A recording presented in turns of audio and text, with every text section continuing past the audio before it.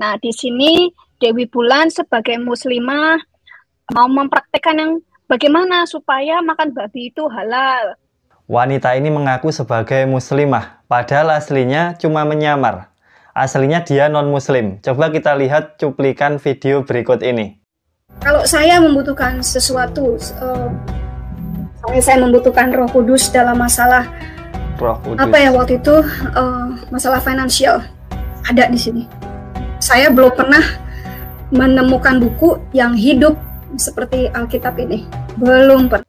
Tadi dia bilang membutuhkan Roh Kudus. Kemudian dia juga bilang bahwa belum pernah menemukan buku yang hidup seperti Alkitab. Dia belum pernah menemukan buku yang di dalamnya membahas kehidupan, tentang permasalahan kehidupan yang lebih lengkap dari Alkitab. Jadi sudah bisa dipastikan bahwa wanita ini adalah non-muslim.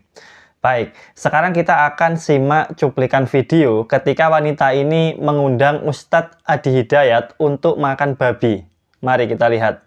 Nah, ini undangan makan babi.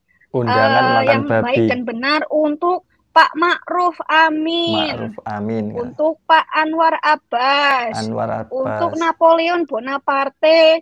Untuk Habib Rizik. Untuk Ustadz Abdul Somad. Untuk Ustadz Adi Hidayat dan teman-teman yang belum pernah merasakan makan babi yang enak.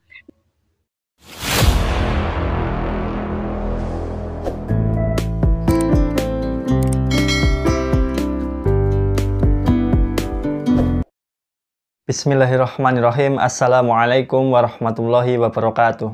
Alhamdulillah, jumpa lagi bersama kami sahabat kreatif ngaji. Semoga kita semua selalu dalam keadaan sehat walafiat, selalu dalam lindungan Allah Subhanahu wa taala. Amin.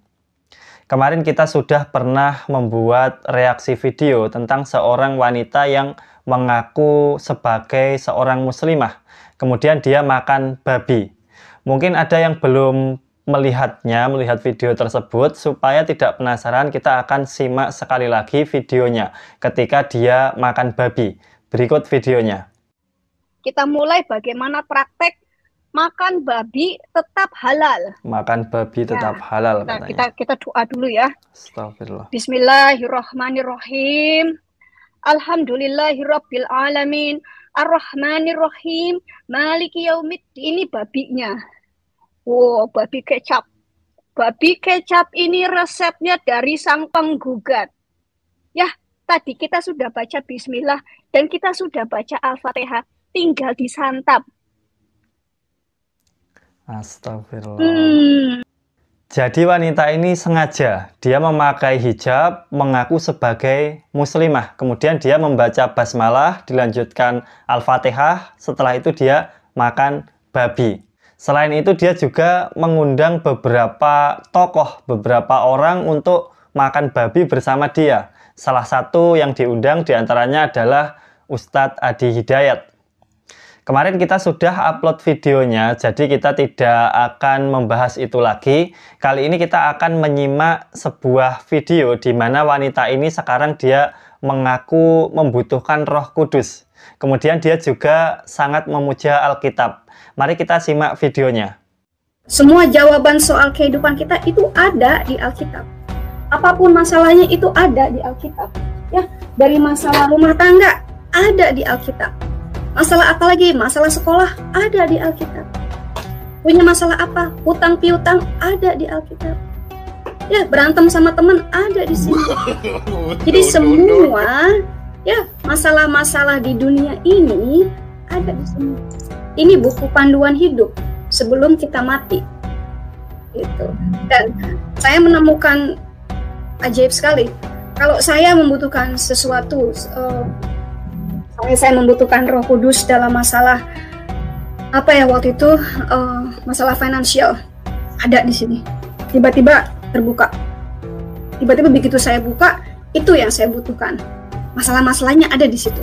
Perumpamaan-perumpamaannya ada di situ. Dalam Perjanjian Lama itu banyak sekali perumpamaan-perumpamaan hidup. Itu saya belum pernah menemukan buku yang hidup seperti Alkitab ini. Belum pernah. Sangat jelas sekali, di sini menunjukkan bahwa wanita ini adalah non-muslim. Jadi terbukti video yang kemarin dia makan babi, kemudian mengaku sebagai muslimah, itu adalah bohong semuanya. Yang benar dirinya aslinya adalah kafir. Tetapi kemudian mengatakan dia sebagai muslimah. Ditambah lagi dia mengajak kepada kemungkaran. Na'udzubillahi min dzalik. Sahabat semua, wanita ini dulunya pernah beragama Islam. Tetapi sekarang dia memuja Alkitab. Dia mengatakan tidak ada buku yang membahas tentang permasalahan dalam menjalani kehidupan ini yang lebih terperinci dari Alkitab. Ini sangat lucu dan kita kasihan sekali kepada wanita ini karena dia dulunya tidak pernah mempelajari Al-Quran dengan serius. Seandainya dulu ketika dia di Islam, dia mau mempelajari Al-Quran dengan benar, maka tentunya dia akan menemukan bahwa di dalam Al-Quran itu terdapat berbagai solusi dalam menjalani kehidupan ini. Mari kita simak sedikit ceramah dari Ustadz Adi Hidayat tentang Al-Quran sebagai pedoman kehidupan. Begitu dia mulai mengandung, bagaimana kandungannya supaya baik, Quran surah ke-7 ayat ke-189. Begitu dilahirkan, bagaimana supaya ASI-nya mengalir lancar, anaknya tumbuh menjadi anak yang saleh, Quran surah ke-2 ayat 233. Begitu usia 2 tahun ke atas, dia mulai belajar bagaimana supaya dekat dengan Allah, baik dengan orang tuanya, baik dengan tetangganya, Quran surah ke-31 ayat 13 sampai dengan ayat 19-nya. Kemudian dia mulai belajar supaya cepat menangkap pelajarannya, Quran surah 9 ayat 122. Supaya meningkat prestasinya, Quran surah 58 ayat yang ke-11. Kemudian dia mulai meningkat lagi pendidikannya, mulai mendapatkan teman-teman bergaul, bagaimana supaya tidak bisa merubah keadaannya supaya lebih dekat dengan Allah, tidak terjebak dalam pergaulan bebas, Quran surah ke-49 ayat ke-13-nya. Ada yang serius datang mau melamar, bagaimana menyikapinya, Quran surah ke-4 ayat yang ke-4. Terjadi pernikahan, Quran surah 30 ayat ke-21. Setelah menikah bagaimana membagi tugasnya supaya tidak gelisah dalam pembagian tugas, tidak saling menyingkirkan satu dengan yang lainnya, Quran surah ke-4 ayat 34. Setelah dia menikah, suami mulai mencari nafkah, bagaimana cara bekerjanya, yang standar ada di Quran surah ke-2 ayat 168. Kalau mendapatkan ingin yang lebih mudah lagi, Quran surah ke-2 ayat 172. Kalau belum berangkat rezekinya sudah menunggu dia, Quran surah 7 ayat ke-96-nya. Kemudian dalam bekerja ini tidak mudah, istri harus merawat anaknya, merawat rumah tangga. Kadang-kadang anaknya sulit diatur, mengatakan pada perintah ibunya, mengatasinya, Quran surah ke-17 ayat ke-23. Itu dua-duanya sama-sama capek. Jangan dikira yang pergi ke kantor saja, ibu pun merawat anak juga kadang-kadang ada rasa lelah. Bagaimana mengatasinya? Kalau lelah-lelah sedikit, itu ada di Quran surah ke-26 ayat ke-80. Kalau sudah mulai menjadi penyakit, bahkan kata dokter nggak ada obatnya, bagi Allah nggak ada yang mustahil. Quran surah ke-21 ayat 83 sampai dengan 84. Kadang-kadang Anda yang bekerja, ada orang yang tidak suka dengan Anda, ada yang usil, ingin menyingkirkan Anda, menyungkurkan Anda. Ada perlindungan dari Allah di Quran surah ke-17 ayat 79 sampai dengan 81. Kalau ada yang membuat diri Anda tersesat sampai mengatakan, ya Allah kenapa dia begini, ya Allah apa nggak ada solusinya, selalu ada. Amalkan di Quran surah ke-21 ayat 87 sampai dengan ayat ke-88-nya.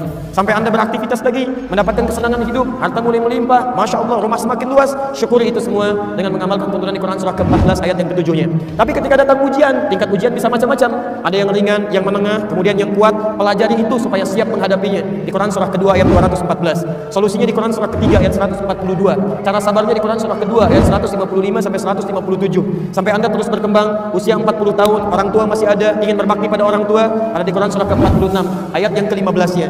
Sampai kemudian Anda semakin sepuh mengatakan, ya Allah, apakah saya akan hidup untuk selamanya? Tidak. Satu saat kamu akan meninggal. Bagaimana cara meninggalnya, ya Allah? Kamu akan kedatangan maut di Quran surah ketiga ayat 185. Maut itu datang lewat malaikat yang diutus, Quran surah 32 ayat yang ke-11. Bagaimana cara diambilnya, ya Allah? Kalau kamu ingin tenang diambilnya, kerjakan amal saleh, maka kamu akan dipanggil dengan kalimat yang menenangkan. Ya ayyatuhan nafsul mutmainnah, Quran surah 89 ayat 27 sampai dengan ayat 30. Tapi kalau kamu banyak amal salah, tidak ada amal saleh, maka panggilannya akan sedikit menegangkan. Quran surah ke-8 ayat ke-50 sambil dipukulin malaikat. Ya Allah, saya telah mengalami malam pertama di alam dunia. Bagaimana malam pertama di alam kubur? Apakah menyenangkan atau ada persoalan? Kalau ingin senang, Quran surah ke-3 ayat 169 sampai 172. Kalau kamu ingin sedikit menegangkan sambil ditampakkan neraka jahanam dari mulai pagi sampai dengan sore, boleh. Ada di Quran surah ke-40 ayat 46 sampai dengan 47-nya. Ya Allah, bagaimana suasana hisab? Apakah menyenangkan atau tidak? Kalau kamu ingin masuk surga tanpa hisab, langsung masuk mendapatkan berita gembira surga, ada amalannya di Quran surah kedua ayat 25. Tapi kalau kamu misalnya banyak amal salahnya, mengabaikan perintah Allah, bahkan kamu bisa masuk neraka tanpa hisab. Ada di Quran surah ke-18 ayat 100 sampai dengan 101-nya. Ya Allah, bagaimana suasana surga nanti ya Allah. Ayo kerjakan amal saleh. Ada surga bersama Rasulullah tingkat yang paling tinggi. Amalan di Quran surah ke-3 ayat 31, Quran surah 59 ayat yang ke-7, Quran surah 33 ayat 21. Ada surga yang di taman surga yang memberikan langsung Allah, bisa melihat Allah tanpa hijab. Quran surah 75 ayat 22 sampai dengan ayat 23. Ada amalannya di Quran surah ke-51 ayat 15 sampai dengan ayat 23. Ada Quran ayat surga seluas langit dan bumi. Kemanapun kamu beraktivitas tidak akan pernah menemukan ujungnya. Quran surah ketiga ayat 133 sampai dengan 134. Ada semua. Ada semua. Di Anda punya masalah apapun, ayatnya ada di Quran. Subhanallah, sungguh luar biasa mukjizat Al-Quran. Ustadz Adi Hidayat tadi menunjukkan dengan gamblang beberapa nomor surat juga beserta ayat-ayatnya. Beliau tunjukkan bahwa semua permasalahan kehidupan, semua petunjuk untuk menjalani kehidupan, mulai dari di dalam kandungan sampai ajal kematian menjemput, hingga akhirnya nanti mau di akhirat itu mau ke neraka atau ke surga, semuanya ada di dalam Al-Quranul Karim. Baik, kami rasa itu dulu yang bisa kami sampaikan. Semoga video ini bermanfaat. Apabila ada salah kata, kami mohon maaf yang sebesar-besarnya. Barakallahu fikum. Wassalamualaikum warahmatullahi wabarakatuh.